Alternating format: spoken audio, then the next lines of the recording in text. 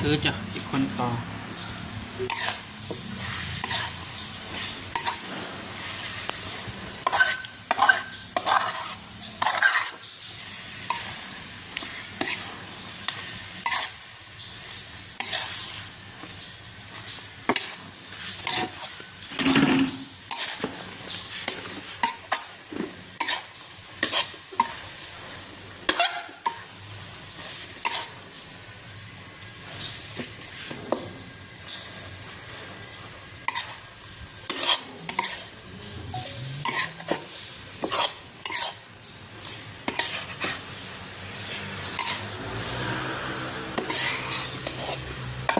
เดฟเฟสนี่ดินี่ดิ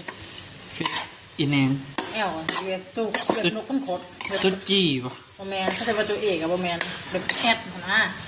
แอดแล้วมันงงมาหากลับมาหากันเกิดนะ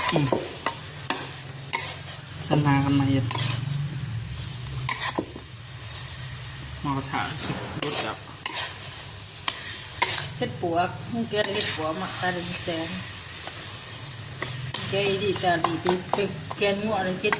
ปัวก็ขายปัวอ้าวมันไปเปลี่ยนหัวหนาวะไปเปลี่ยน